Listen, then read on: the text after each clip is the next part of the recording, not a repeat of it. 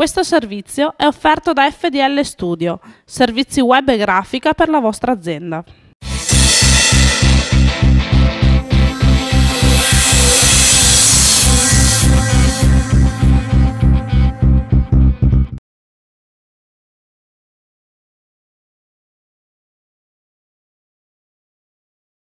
Questa sera abbiamo l'opportunità di conoscere Tommy Ermolli, un bravissimo chitarrista con una storia molto interessante da raccontarci, partito da Pernumia che ha approdato in Inghilterra.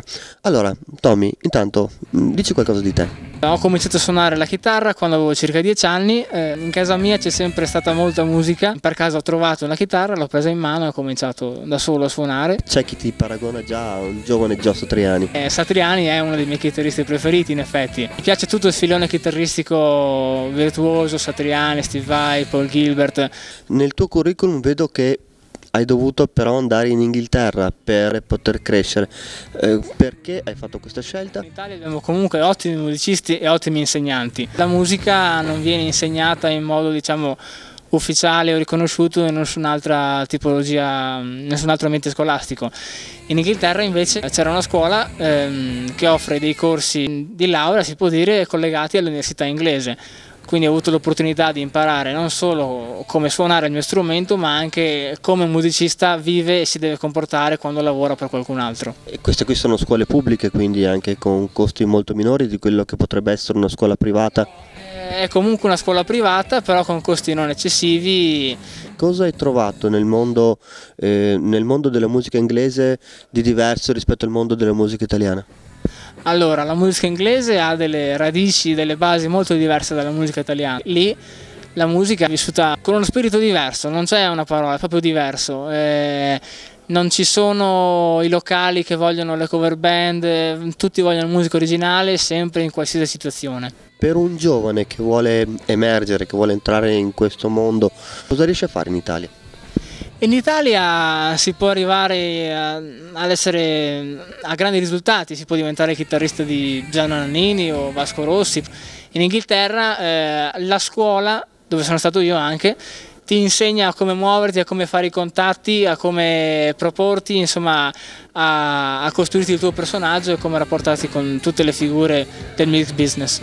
Sei già riuscito anche a pubblicare un disco. E però anche qui il solito problema, sei dovuto andare in Finlandia per trovare un'etichetta che voglia scommettere su un giovane. Il mio disco Step Ahead è stato pubblicato da un'etichetta finlandese che si chiama Lion Music. In Italia non abbiamo etichette che pubblicano questo tipo di musica, bisogna autoprodursi, nel resto d'Europa sono più aperti.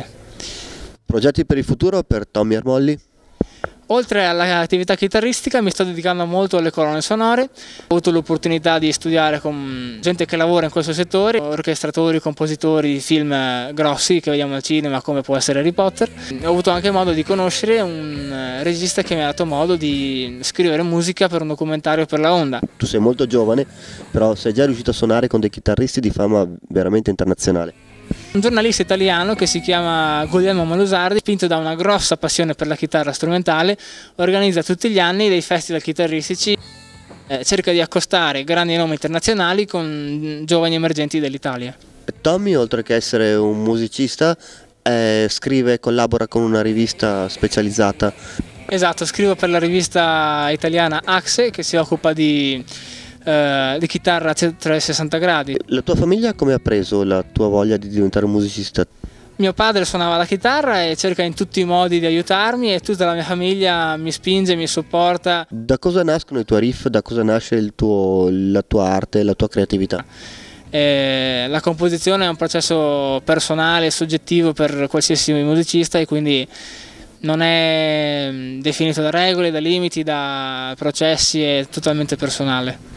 Un ragazzo come Tommy, che ha già avuto questa esperienza comunque internazionale, cosa fa nel resto della vita quando non è sul palcoscenico? Suono, studio e scrivo musica tutto il giorno. Hai delle letture preferite? Ma a dire la verità guardo un sacco di film di qualsiasi tipo, appunto per questa mia passione delle colonne sonore. Mi capita anche di guardare lo stesso film tutti i giorni per un mese. Gli ultimi libri che ho letto sono stati quelli di Pennac, uno scrittore francese, che mi è piaciuto molto. E sogni nel cassetto?